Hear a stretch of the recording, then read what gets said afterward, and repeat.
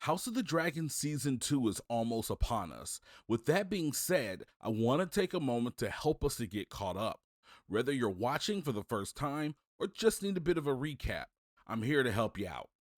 I'm Greg, aka Dadpad Gaming, putting it down for the Blerd Lines Media team. Let's get started.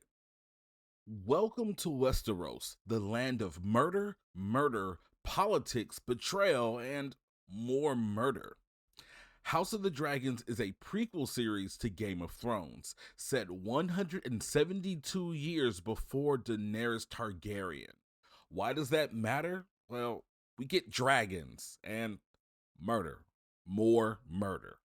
Enter Princess Rhaenyra. She's cool, strong-willed, and made a quick rise to be one of the fan favorites. She's the daughter of King Viserys, and at the time, she's the only child. Despite that, everyone is very unsure of if she will actually be the heir to the throne. Meet Daemon Targaryen, brother of King Viserys, and of course, uncle of Rhaenyra. Considering Rhae is a woman, people want him to be the heir to the throne. Daemon is a complicated person.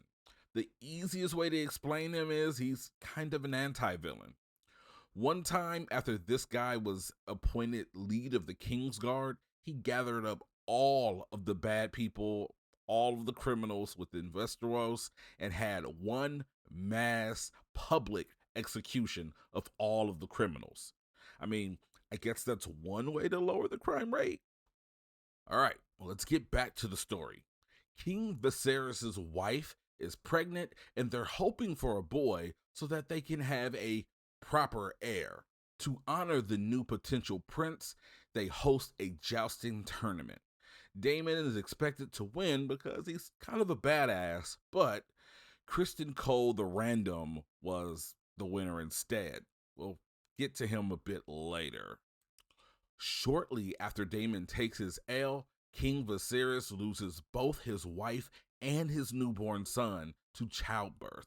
A bunch of sad stuff happens, of course, and they're left with no heir once again. Enter Otto Hightower, Hand of the King, meaning that he's the king's right-hand man, and he even gets to make decisions in the event the king is not present. This guy hates Daemon and tells the king about a joke referencing the king's dead wife and newborn child. His idea is he wants to hook up his daughter, who is Rhaenyra's best friend, with the king so that way he can get his bloodline on the throne. And of course, when King Viserys hears about this joke, he's pissed and actually ends up banishing Daemon. And shortly after giving Daemon the boot, King Viserys actually announces that Rhae will be the true heir to the Iron Throne. Daemon does catch wind of this, and he really doesn't care. He's still moving around like he's him. That is until Rhae pulls up on Dragonback and simply says, bruh, you can't be him simply because I'm her. Now, Daemon is usually about any and every piece of smoke at any point of the day, but he's actually got a soft spot for Rhaenyra, and Rhaenyra also has a very high level of respect for Uncle Daemon. Now, back at Westeros, it's determined that King Viserys needs a new queen.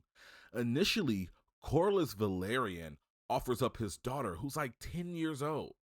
But the idea here is Velaryons ride dragons, Targaryens ride dragons. They want to strengthen the bond between the dragon-riding kingdoms. Now, to be clear, Corlys is actually married to the cousin of King Viserys. And while it is normal to have political marriages in this world, Viserys actually married his wife for love and actually had a very deep love and connection with her. He felt really weird about the idea of marrying his 10-year-old cousin, which works out perfect because this sets Otto's plan into motion.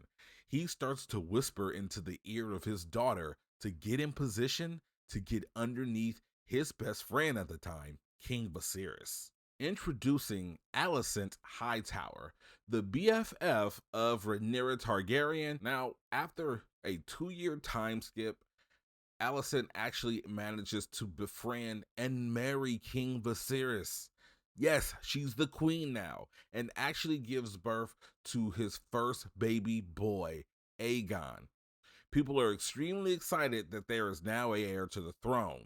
The only issue is there's already an heir to the throne, and King Viserys is standing on business. He makes it very clear that Rey is next in line and not his baby boy.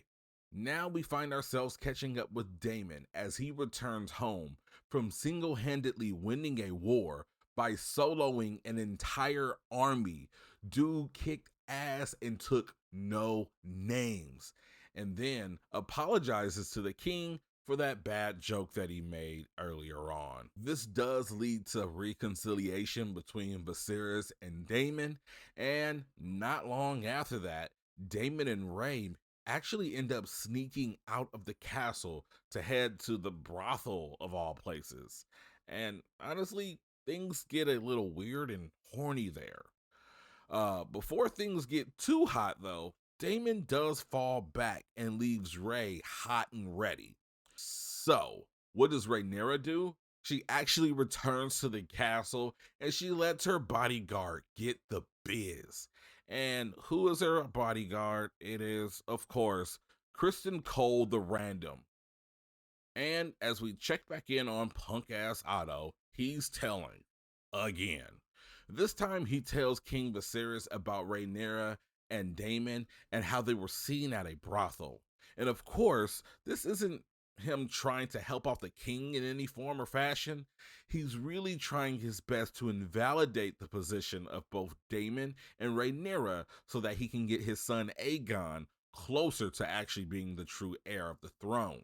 Of course, King Viserys is pissed by this and ends up banishing Daemon again.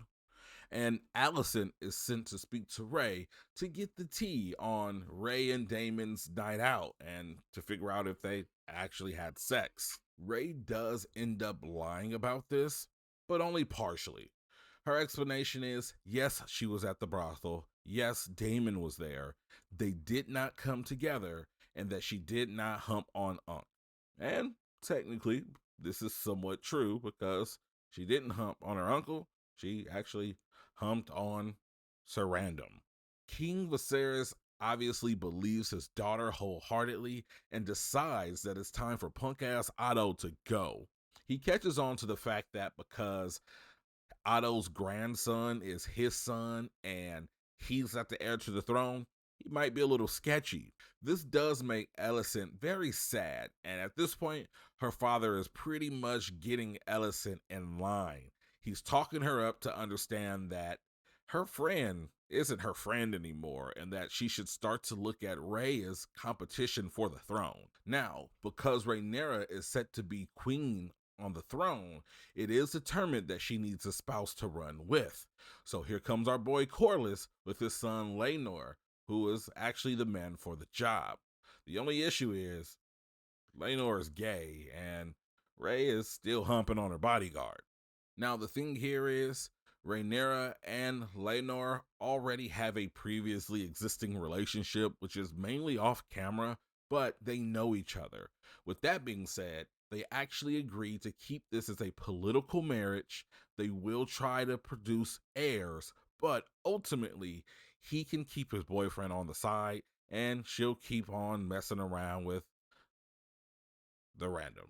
Now it's time for the wedding, and because punk ass Otto is playing the Game of Thrones now, so is Alicent. And because of that, she actually shows up to the wedding fashionably late, rocking a high tower family color green. And at this point, it's not just punk ass Otto in Alicent's ear, but now Larys Strong, who's the son of the new Hand of the King. He tells her that Rey has recently drunk some Plan B tea, and Alicent asks Kristen Cole about this tea, and dude spills the beans. Now, back at the wedding, Laenor's secret lover thinks that he can bond with Kristen Cole the Random over the fact that they're both secret lovers, and cracks a joke about it. And honestly, Kristen Cole the Random doesn't like that so much. He actually ends up beating him to death in the middle of the wedding reception. Now we actually hit a 10-year time skip, and we start out with Rhaenyra giving birth to a child. And at this point, Rhaenyra and Laenor actually have 3 kids, and none of them look remotely black. But they do have dark hair, just like Harwin Strong of the City Watch. Maybe it's just me, but it does seem like our girl Ray may have a type. Or does she? Now, despite everyone celebrating the new baby, Alicent is quite annoyed because she's been hating on Rhaenyra for the last 10 years, and she knows that Ray's kids are not Laenor's. I mean, we all know it, but we'll talk about that more later. Also, King Viserys is sick as fuck, and he absolutely looks the part. Alicent tells him about Ray's kids, but King Viserys isn't trying to hear it. Alicent and Ray's kids are the same age, so because of that, they end up taking their swordsmanship classes and their dragon taming classes together. And Criston Cole, the random, just so happens to be the boy's swordsmanship instructor. Now, since then, he's actually evolved from the random into the salty over the last 10 years. And of course, old salty boy and good old Alicent have clicked up, and they kind of have their entire burn book written on Rhaenyra alone. And this actually does end up driving a wedge between all of the kids, because it's very clear that Salty Boy is a lot nicer to Alicent's kids and allows them to bully Rhaenyra's kids and doesn't really check them for doing it. Eventually, Harwin Strong is fed up with the shenanigans, and he goes to protect Ray's boys. Now, Sir Salty Boy ends up joking about the fact that Harwin is protecting these boys like they're his own, and that activates his trap card. Criston Cole catches his entire fade. It was pretty glorious. But because people are already side-eyeing Harwin, this means that it's time for him to leave town, and it's for good. Harwin's dad, who is of course the Hand of the King, attempts to resign because he does feel things are getting messy. And Alicent actually goes back to her buddy Larys Strong about all of this foolishness. Now, pay close attention. We've got Larys Strong and Harwin Strong. They are brothers. Harwin is escorted back to his home nation by his father. However, in a political move, Larys has his father and his brother's room set on fire so that King Viserys would more than likely turn back to punk-ass Otto to reclaim his position as the king's hand. And could you believe it? The only thing that Larys wants in return for murdering his family is feet pics from Alicent. Wild. Now, something that has been mentioned multiple times but is always kind of gazed over is the fact that our boy Daemon has been married the entire show. Now, as we catch up with Daemon, he actually catches up with his wife, and due to some sketchy antics, she's dead now. So, following that, he actually ends up eyeing Corlys's daughter and ends up marrying her. Now, they actually end up being a very solid couple, and they actually love each other. But she ends up dying during labor, and so does the baby. Unfortunate. But I'm also sure he won't be cracking any more jokes about miscarriages and such. Daemon and Rhaenyra reunite at the funeral, and they bond over the fact that they are both now adults and they are both newly single. Ray isn't really single, guys. And because Game of Thrones and Targaryens love them some incest, Rhaenyra and Daemon finally get it on. Away from all the adults, Aemon Targaryen, which is Alicent's second son, is tired of getting picked on by all the other kids for the fact that he doesn't have a dragon. So he actually decides that he's going to attempt to claim his newly dead auntie's dragon. Aemon actually does pull this off, but Lena's kids aren't really the happiest that he just kind of slid in and took her dragon for himself. This actually starts a fight amongst the kids, and all is good until Aemon tries to use a rock. That actually ends up with Luke using a small dagger to cut his eye out.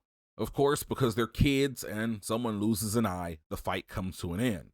That leaves Ellison and Rhaenyra to kind of sort things out. This doesn't really work out so well, as Ellison is very quick to pull the card of an eye for an eye. Now, following these events, Rhaenyra and Daemon actually link up, and Rhae looks at Daemon and is like, hey, do you remember that time I said that you can't be him because I'm her? Well, what if we were them? Daemon is absolutely down with it. He's cracking his knuckles, Birdman hands, and just goes, all right, well, guess we gotta kill your husband. Now, from here, Laenor is set on fire, or so we assume. But remember, Daemon isn't all bad. Laenor and his secret lover are actually faking the death of Laenor so they can run away and be happy together away from all the dragons, the murder, and the betrayal. Now, of course, with Rhaenyra and Daemon's spouses both out of the picture, they finally get married. And here we are again at yet another time skip, this time for 6 years. At this point, Corlys Velaryon has been wounded in battle, and his brother is speaking to Corlys's wife, Rhaenys, about the fact that these kids are not actually Velaryon. Shortly after this, Rhaenyra goes back to Westeros. She's pregnant, but she wants to see her dad, who at this point is pretty much skin and bones. I mean, he looks bad. And of course, because King Viserys is so sick, Ellison and punk-ass Otto have been running amok. Rhae and Daemon confront Ellison and punk-ass Otto in the throne room, and things are getting pretty intense. That is, until King Viserys enters the chat with an epic walk across the throne room to ascend to the Iron Throne, and demands that both sides of the factions of his family put the beef to an end and respect each other, and also put some respect on Rhaenyra's name. At this point, Corlys's brother is fed up with all of the games, and he calls Rhaenyra's kids a bastard, and he loses his head for it. We're not talking about these kids and them being bastards anymore after this, I assure you. Now, it's dinner time, and all the Targaryens, Velaryons, and Hightowers are present celebrating the union between Rhaenyra's two oldest sons and the betrothing with them and Daemon and his ex-wife's two oldest daughters. This is going to keep the royal bloodline royal, at least for namesake. King Viserys goes to bed, and the beef is back on. Aemon is now a young man, and he's kind of a badass with his little eye patch. He gives a toast to his cousins and their future union, but refers to the boys as strong, which is a play on his his uncle's last name. And in doing so, this starts a fight. The adults end up getting the kids separated, and at this moment, Daemon looks at his nephew Aemon, and he's like, bruh, you not really like that for real. And Aemon looks right back at him and is like, hey, prove it then, old man. Now, with this current visit from Rhaenyra, away from all the drama, Rhae did voice some concern about how she felt like her father was being over-medicated, which was keeping him docile. She does eventually sneak off to be with her dad and has a conversation with him away from the medication. In this conversation, King Viserys gives Rhaenyra and her regime the green light to take over the kingdom in his passing. However, when Rhae leaves, King Viserys is now on his deathbed and is remedicated. Now, this wasn't anything evil or mean. Alicent was actually a pretty good wife when it came to Viserys. He was high off his medicine, he was confused, delirious, and made the mistake of thinking he was talking to Rhaenyra. When he spoke to her, he mentioned his ancestor, the king and the conqueror, Aegon. And those were his last words. And of course, from this, Alicent runs off with that and reports that King Viserys wishes that her son Aegon is the next king. The royal council is actually down with this, and King Viserys' most loyal subject actually reminds everyone at the round table that he wanted Rhaenyra to be the next in line at the Iron Throne. And just as quick as he said it, Salty Boy killed him. At this point, the King's Guard commander is sick of all the snakery and he actually resigns. And right there on the spot, Salty Boy is promoted to Salty Man. Now, enter Aegon. Now, young Aegon is the least capable of all of King Viserys' kids and probably all of Rhaenyra's kids as well. He's kind of dumb, he's an alcoholic, he's a total bro, he enjoys SA and loves attending the Underground Fight League for Children of Westeros. Meanwhile, punk-ass Otto gathers up all of the politicians into one room and lets them know, Aegon is in, get with it or get dead. At this point, the entire kingdom gathers for Aegon's coronation. Meanwhile, Rhaenys tries to escape Westeros with one of the remaining solid cats from the Kingsguard. Aegon is crowned and is instantly drunk on power. At this moment, Rhaenys crashes the party on Dragonback with a show of dominance and badassery. Rhaenys departs from the coronation and returns home. At this point, she does tell Rhaenyra as well as Daemon about what's happened with Alicent's move to actually get them out of the picture and get Aegon onto the Iron Throne. This was enough stress to actually trigger Rhaenyra into going into birth early, but no worries, her and the baby are just fine. That same night that actually helped Rhaenys out of Westeros actually managed to smuggle out King Viserys' crown, and Rhae at this moment is crowned as the queen. Shortly after Rhae is queened, punk-ass Otto decides to show up, and he asks Rhaenyra to bend the knee. Daemon wants to kill punk-ass Otto right on the spot, but Rhae is actually thinking a bit bigger. Even though she feels that they have more dragons and they may be able to actually take on Westeros, they have to consider, if they win, there are surrounding nations, and she needs to take inventory on who's an ally and who's not. As she returns back home, Corlys is awake and feeling better, and instantly aligns himself with Rhaenyra and Daemon. Rhaenyra and Daemon understand that they have to spread word as soon as possible, and with that being said, Rhaenyra's oldest boys, Jace and Luke, volunteer to play messenger and riding in on dragons because they're faster than Mel. Luke does arrive at Storm's Landing on a dragon's back, which would be a big flex, if not for the fact that Aemon actually arrived on his giant dragon earlier than he did. And of course, because bigger dragons mean bigger bargaining chips, King Baratheon, sitting on the throne at Storm's Landing, decides that he's actually going to align himself with Alicent and his kids. Luke leaves disappointed and empty-handed. At this point, he's flying off into the storm to return home, but because Aemon is the protege of Sir Salty Man, he just can't let go of the fact that Luke is the one who made him lose his eye. Luke does actually try to escape from him, and his dragon blasts Aemon's dragon right in the face. This didn't settle well. Despite the fact that he is a bit of a badass, Aemon is still a dumb teenager. Where he intended to scare Luke for the fun of it, he loses control of his dragon.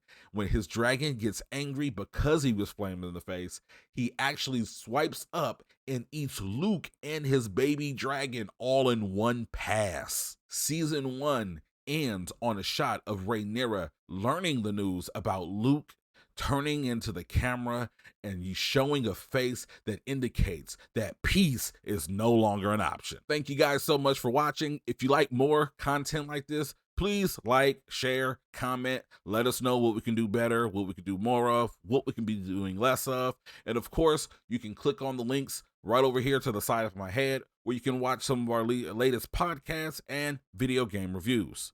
Thanks again, guys, and have a great day.